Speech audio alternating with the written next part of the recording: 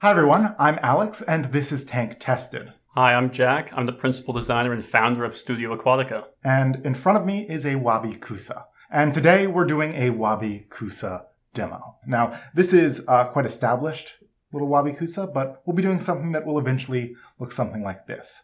A Wabi Kusa is basically a dirt ball with plants in it. It's an emergent version of an aquascape. It's a little beautiful introduction to aquatic plants that can also grow out of the water. Is that an accurate description of what a Wabi Kusa ball is, or am I really missing the big picture? No, I mean, that's a really great explanation of what Wabi Kusa is. Wabi Kusa can be grown out of water and also completely submerged. We take these substrate balls and when we rescape our aquariums, we take these substrate balls out, we rescape with new hardscape, and we put the substrate balls back in. Right. And we're not using soil, and we aren't damaging the roots of our plants either, and we're not throwing plants away. Right. You'd grow your plants in one of these so that you could jam them in and have a ready-made scape from the get-go.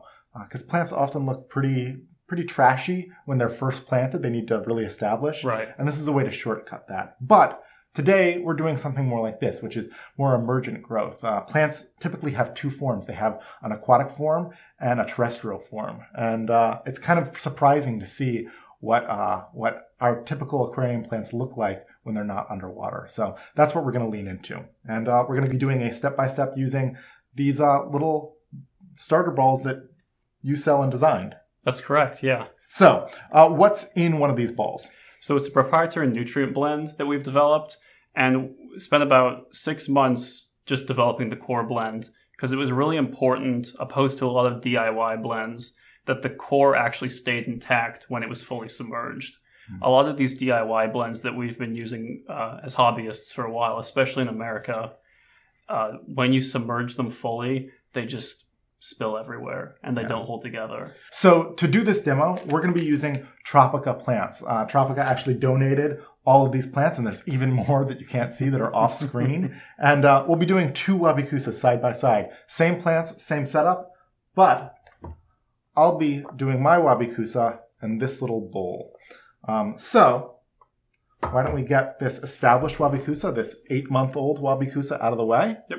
And we'll start fresh right now. All right, so what is the process that we should go through? Take us step by step into building a Wabi Kusa. Sure. So once you take it out of the packaging, you want to soak it for about 30 to 60 minutes to soften the core. That just facilitates easier planting, and it just makes it easier to get forceps into it if you're going to be planting like stem or rosette species. And so I always like to start with like your carpeting plants and your mosses. So all the substrate balls include a wrap kit. Can I see that? Yeah. All right, so this is our little wrap kit. It's a little piece of what looks like string, but this is a filament? Yeah, it's a monochord filament, so it's not going to break down over time in the aquarium, which is nice. And it's going to hold the plants to the ball as they their roots actually dig into the ball over time. Okay. And at the end of that thread is the thread anchor. This is cool. This is a stainless steel thread anchor. And you simply just take this and push it into the substrate ball, and it gives you a good starting point.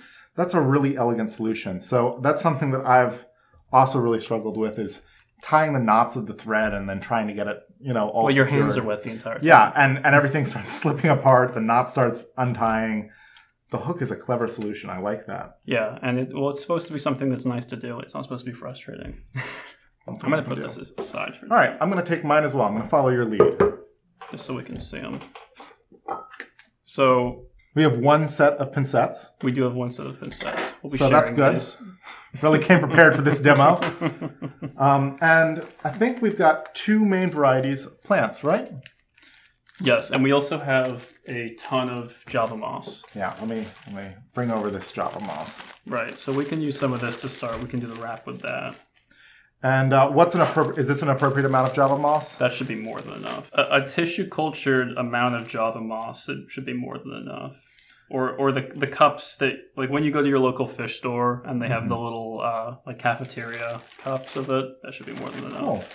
And is there a specific type of moss that's best? I mean, Java moss is certainly the easiest to get your hands on, but Right. could you use another variety of moss if you wanted? Oh yeah, definitely. even if you're just growing it in like Wabikusa displays, terrestrial mosses work great as well. Yeah. When you're setting these up, you're only really planting like one hemisphere of it. Right. Because it's the only part that's going to get light. Mm-hmm. And the other part's simply just going to be wicking water to the surface. Right. So you kind of just plant the top. Okay. Yeah, and then you can just kind of simply... Yeah. And is there a trick to how tight you need to wrap it? Not really. I mean, with the moss, it doesn't really matter too much. And are we using all of our filament for this wrap? Are we just jamming the rest of our plants in, or do I need to save some? So we could actually do both. Honestly, a lot of the times what I like to do is you can take an entire like selection of stem plants and then just lay them on the substrate ball and wrap them around the substrate ball and not even plant them and just let them do their own thing without even planting them. So how many plants do we need for a little Wabikusa like this? You know, you honestly don't need a ton because it's such a small surface area. So can I jam these in this root ball, or should I wrap it? I always like to finish the wrap first. Okay. Unless you are going to be adding additional plants. But you can see right here, I just took that stem of Ludwigia, and it will just eventually put its roots directly into the ball. That makes sense. Yeah, so the easiest way to do that is just get forceps, and if you don't have them... a dowel works well, a screwdriver, just something sharp. Okay. And just boring really small holes that are going to be, large enough for the root mass of whatever you're planting. You're going to need to make larger holes for like rosette species just because they have, much more substantial roots. But for species like these where they have, these really dainty little roots, you can kind of just almost roll them up and they just go in very easily. So the idea behind Wabikusa is that it can be imperfect. You're kind of jamming the plants in there and then letting them decide what they want to do in that situation. It's not like a super manicured aquascape where you want the plants to be exactly where you put them and you don't want them to migrate. This is a situation where you're giving them a start, and then they kind of decide what they want to do. Yeah, and that's I think that incorporating Wabikusa into aquascapes especially is really introducing almost like a Wabikusa style of aquascaping where we have tanks in our studio where we will plant the lower portion with a bit of intent, whereas then we will plant substrate balls on the hardscape above and have really, no intention of what happens up top. Right. And we're always very surprised with what happens. And it's a lot of fun that way because often we'll pick species that we've never kept emergent. So not only do we really not know what they're going to do, but it's exciting as well because when you grow plants emergent, you're dealing with a force that you never deal with underwater, and that's gravity. Yes. So as the stems grow, they get too heavy and then they fall. Right. And then new stems grow out of them. Exactly. And you get this really, this untamed wild aesthetic.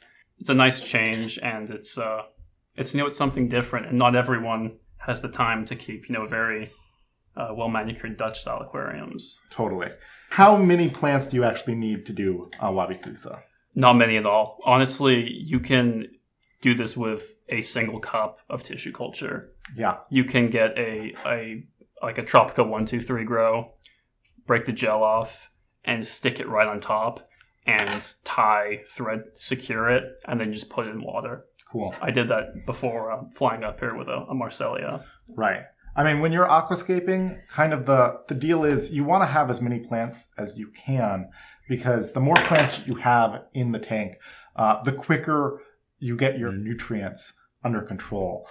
One of the problems that when you're first getting into aquascaping you'll run into is you do the bare minimum of plants, because plants are pricey. Yep. And what you end up with is by the time the plants have established themselves, algae has already taken over the tank. Luckily, with a Wabikusa, you don't really have to fight algae because this is above the water line, which means that you can go lighter on the plants. And the consequence is you've got to wait a little bit longer for the Wabikusa to be fully grown in. But you don't have the risk of losing the fight to algae like you do with an aquascape. Right, and also, the vessel you're keeping them in is much smaller, so you're not going to be keeping livestock in there. The waste is going to be minimal, and right, that waste is then going to be absorbed by the plants because you're going to have such a large plant mass. So to keep your Wabikusa happy, what do you need to do? So not a whole lot. If you're keeping just a Wabikusa display, we recommend misting it 1 to 2 times a day. And that's just for humidity's sake, and then just topping off the water in the vessel. Occasionally, we like to do 100% water changes on them. And aside from that, that's really it. Okay. This Wabikusa right here is 8 months old, and it's never been fertilized. Wow. It's just running off of the nutrient core. So if folks are interested in setting up their own Wabikusa, where can they find your supplies and where can they find your work? So they can follow us at Studio Aquatica on Instagram or Facebook, or they can visit studioaquatica.com. We have a lot of content on our blog related to setting up Wabikusa, and also on our YouTube channel as well.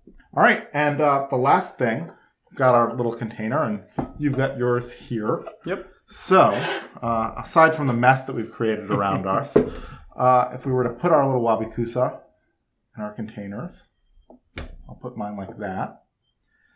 How much water do we need in this setup to make it work? At a minimum, I always recommend you fill it, honestly, about halfway is good. As they transition to being fully emergent, especially if you're using tissue cultures, I would recommend, honestly, having it a bit higher. Okay. But we recommend also misting them 1 to 2 times daily. Could you also cover it with cling film? Definitely, yeah, especially if you're in a drier climate. Cool. Yeah. So I'm going to use this to fill up mine so that we're good. It's not quite enough, but it's getting there. And the nice thing about these balls is that they wick up water. So even if you aren't quite at the level that you need to be, they'll still compensate for a while. Yeah, and you'll be able to tell if you need more water just touching the surface of the substrate ball, because they will wick water up throughout the entire substrate ball to the surface, and just touching the top of the substrate ball, you'll be able to tell if it's saturated throughout. Cool. All right. Well, I hope you enjoyed this. I hope that you take this as inspiration to build your own Wabikusa. And if you have friends that are into terrestrial plants and you want to get them into aquatic plants, this is a great entry point into the hobby. Thanks so much. Great. Thank you. All right. Have a great week.